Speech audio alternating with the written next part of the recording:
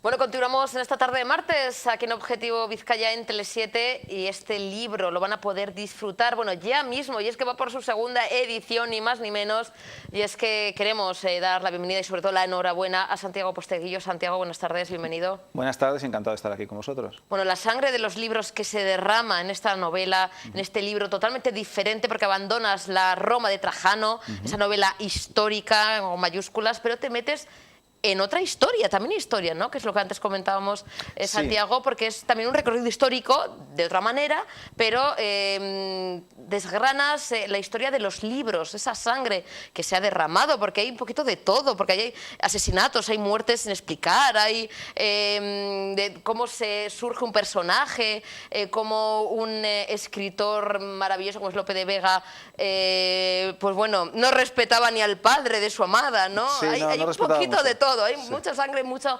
sentimiento, muchas vivencias. En este libro tú recorres esa historia de los libros que quizá pocas veces ha contado, ¿no?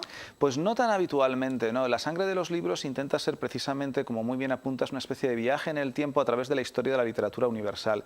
Empezamos con Cicerón, para llegar desde los discursos de Cicerón en el Senado romano hasta la ciencia ficción de Isaac Asimov, pasando por el siglo de oro español o el Renacimiento, la Edad Media, el siglo XIX francés, italiano, portugués, alemán, inglés, la Primera Guerra Mundial.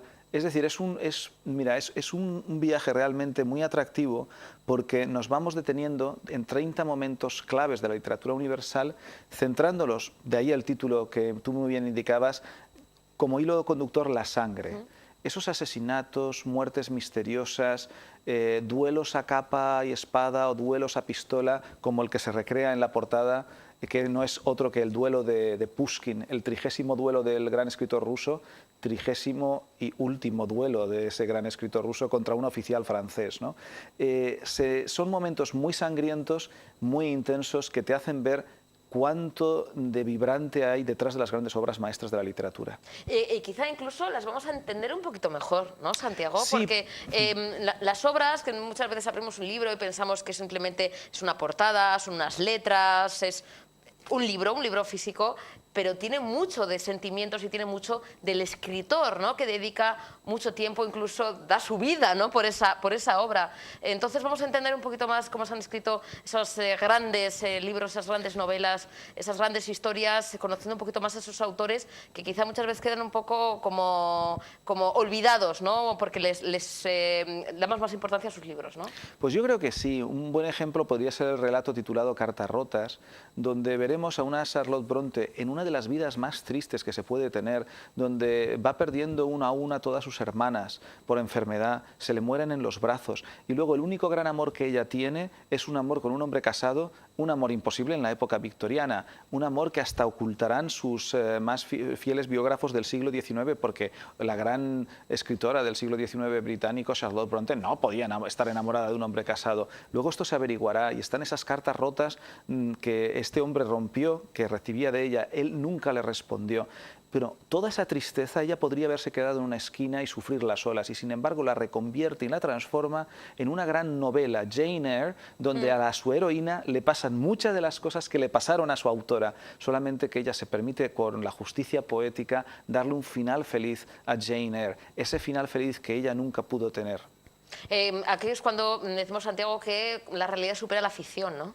La realidad supera en muchos casos la ficción, y además la literatura está no solo porque la realidad supera a la ficción, la literatura está, como decía el escritor brasileño Ferreira Gullar, la literatura existe porque la vida no basta. Y lo que tenemos en la sangre de los libros es literatura sobre los grandes autores, porque a veces leerte una biografía, no diré fría, pero sí muy neutra, ¿no? Ya sea en una Wikipedia o en un libro de texto sobre Lope de Vega o Calderón de la Barca, no es lo mismo leer esa biografía que encontrarte a Calderón de la Barca intentando irrumpir a patadas en un convento de clausura porque el agresor de su hermano en un duelo a espada lo ha herido y se ha escondido allí. Hombre, lo vives de otra manera. La idea es que conectes de otra manera con el autor, con la escritora, y de ahí saltemos a que te interesen lo que ese autor o esa escritora escribieron.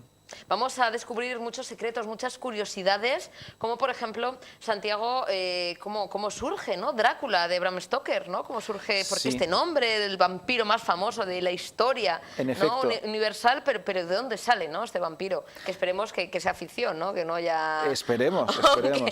Estar como está en la actualidad, Vete a saber. algunos que dicen que los bancos, los directores de bancos son un poco vampiros a veces, Bueno, pero bueno, eso es otra te cosa. puedo decir, porque, por ejemplo, para hacer el capítulo de Drácula, una de las cosas que hice, por ejemplo, es viajar a Rumanía, cosa que no hizo Bram Stoker, porque Bram Stoker, ahora lo comentamos, se documentó en distintas bibliotecas en el Reino Unido, y te puedo decir que en Transilvania está la banca de Transilvania, o sea, que quizá, no sé, igual es más segura que otras bancas, no vamos a dejarlo ahí, ¿no?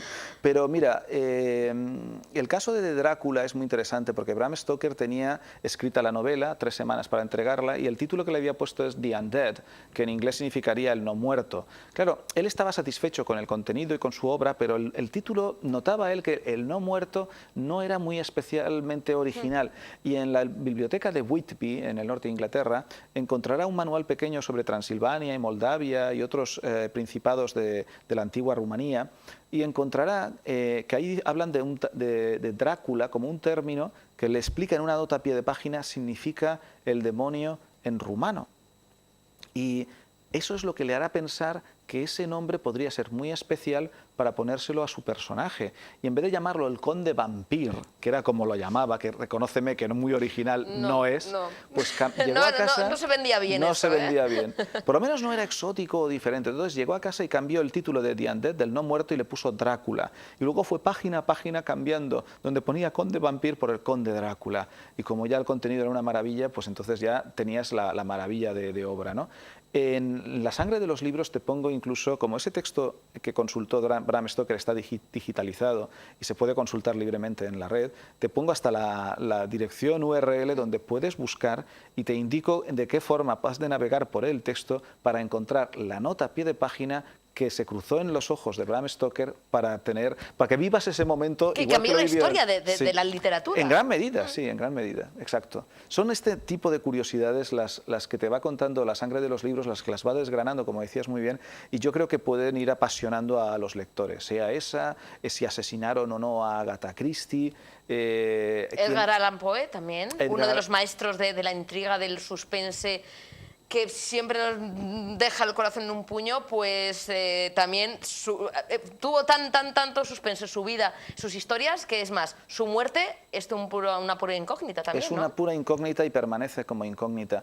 A lo mejor muchos telespectadores recordarán la película de Orson Welles de Ciudadano Kane, que el Ciudadano Kane fallece diciendo Rosebud, y luego el periodista va investigando, intentando averiguar qué quiere decir, por qué esa palabra en los labios al final, ¿no?, de Ciudadano Kane. No lo averigua el periodista, pero Orson Welles hábilmente nos hace un último fotograma donde el espectador puede ver y saber, entender a qué se refería Rosebud. Bueno, pues Edgar Allan Poe morirá en un parque de Baltimore con un nombre propio en los labios, Reynolds. Y dijo Reynolds varias veces.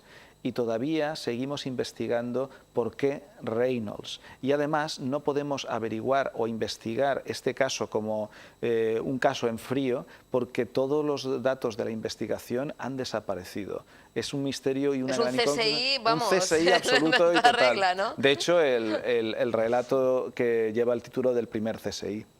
No sabemos ni cómo murió, ni qué pasó, ni por qué dice ese nombre de Reynolds. No lo sabemos, no sabemos nada de todo eso. Lo que hay es una serie de teorías y esas teorías están explicadas. Primero te recreo toda la escena y todo el momento y al final del relato te explico las posibles teorías que hay, pero ninguna se ha podido probar aún.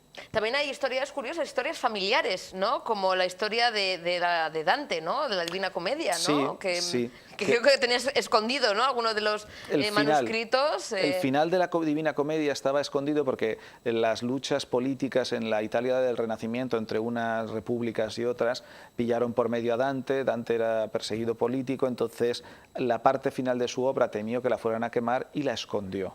El editor se dio cuenta de que cuando había muerto Dante iba a publicar la Divina Comedia, que faltaba el final de la obra, se lo comentó a sus hijos, llegaron al acuerdo de que los hijos, que eran también poetas, intentarían recomponerla, pero los hijos enseguida se dieron cuenta que no podían hacerlo igual de bien que el padre. La leyenda cuenta que el padre Dante se apareció en sueños a uno de sus hijos. Lo que probablemente acabo explicando es que buscaron y rebuscaron en la casa de Dante y levantaron tablilla a tablilla del suelo, y precisamente en una de esas tablillas en el suelo encontraron ya amarillentos el final de la Divina Comedia, que es un momento memorable de la literatura universal, casi encontrado por casualidad.